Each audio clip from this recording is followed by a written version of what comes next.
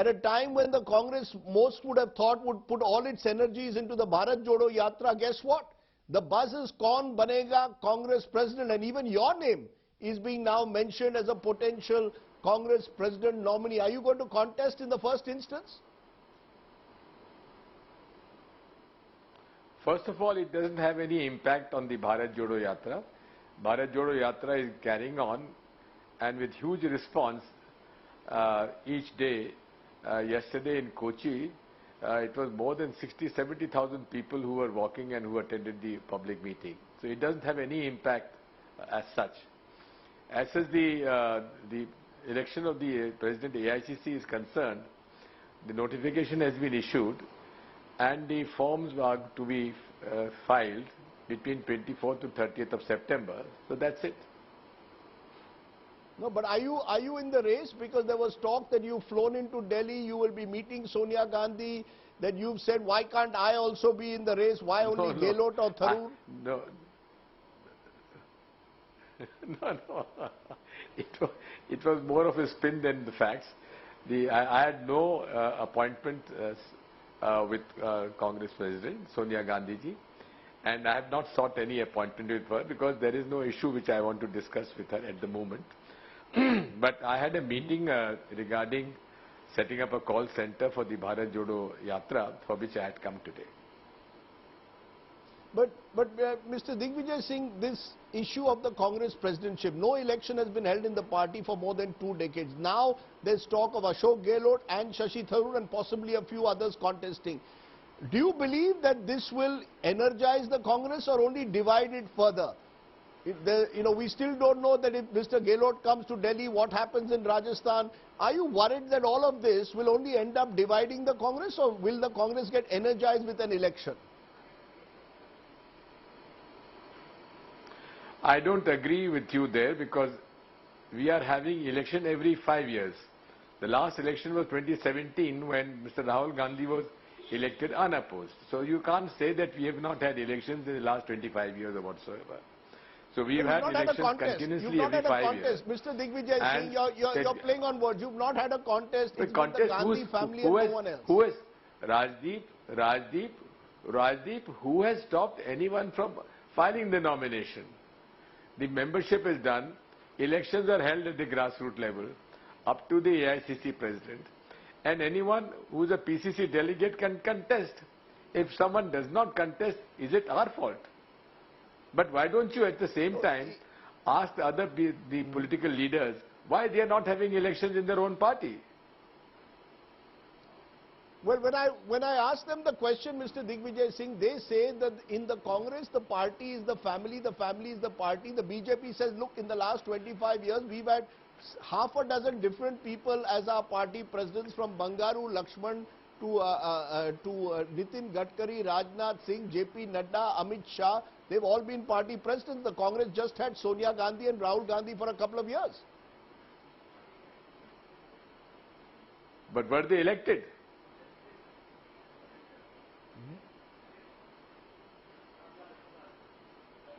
They may not have been elected, but they at least suggested that in the BJP there were new faces. Therefore, the question is, are you seeing this as an important moment where the Congress wants to bring in new faces? See, there is no dearth of new faces in the Congress party as such. And there is a huge difference between election and nomination.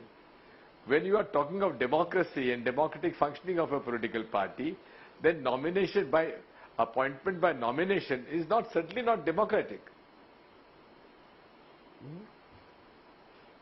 Let me though ask you the question that's blowing in the wind.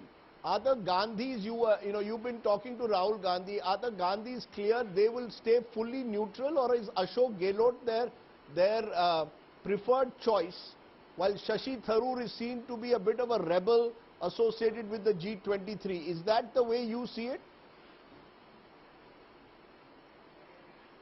Where is the G23 now, Rajdeep? Where is G23 now?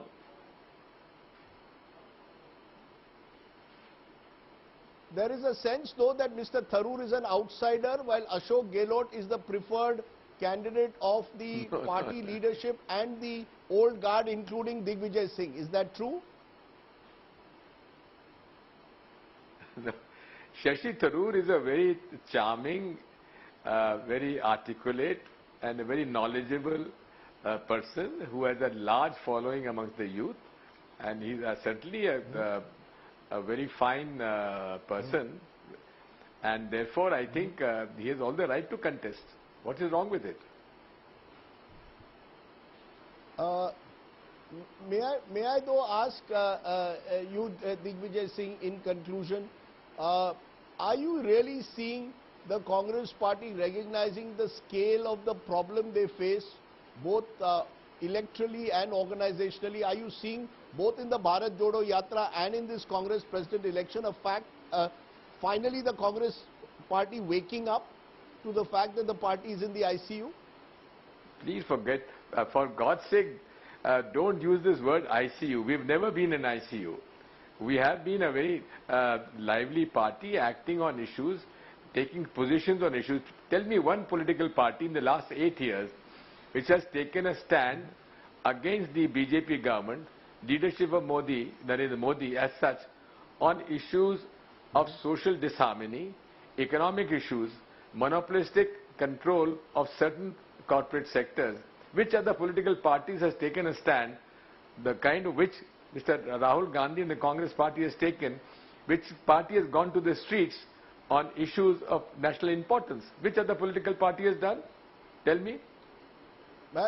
No, but Mr. Digvijaya Singh, you are claiming you all are taking a stand. The fact is you are now reduced to a party which is in power in just 2 states, the mighty Congress. So surely you have to accept that you are a party in a crisis. I won't use the word ICU, I'll use the word crisis. Don't forget, between 96 to 99 also, we were reduced to 2 states. But we came back with bang and formed the government at the national level in Delhi, and also won 12 states. We had 12 chief ministers at one time. So these ups and downs do come in politics. So what? If you were to say between Mr. Gehlot and Tharoor, or just whoever becomes, the biggest challenge, would you agree, is to repair your organization? Will Rahul Gandhi continue to be the face, and whoever becomes Congress president will basically be reporting to the Gandhis? You see, we have a constitution. According to the constitution, there's a working committee, there's a central election committee, which regularly meets, and the president of the Congress party holds these meetings, takes a considered view and take a decision. So that formulation will carry on. The Congress constitution provisions will be implemented. No, under the Congress constitution, the Congress president is the most powerful figure. But therefore, the question I will ask you for the last time, what role will Rahul Gandhi play? Will he have all the power without the responsibility of running the party on a day-to-day basis, that someone else will have to do that difficult task? It depends on the newly elected Congress president to assign a task to Mr. Rahul Gandhi. You know, you're saying that who is going to believe that the that Rahul Gandhi will, you're saying, work under the instructions of the new Congress president? Is that what you're telling me? Yes. You actually believe that a member of the Gandhi family will work under the instructions of an Ashok Gehlot, Shashi Tharoor, Digvijaya Singh or anyone else who becomes Congress president? That Rahul Gandhi will not be the one calling the shots?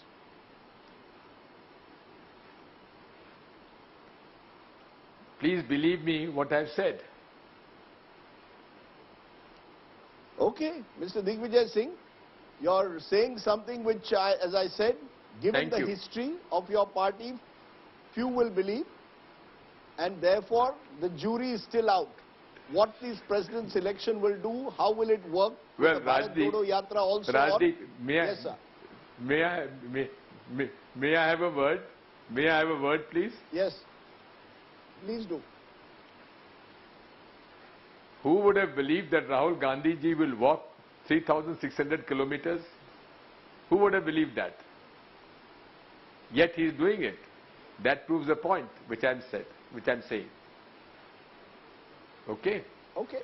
We'll wait and see. The Bharat Jodo Yatra has only completed about 300 odd kilometers. Long way to go. Thank you. Digvijaya Singh ji, by the way, I saw a photograph of you Yes. on the, sleeping on the floor during the Bharat Jodo Yatra.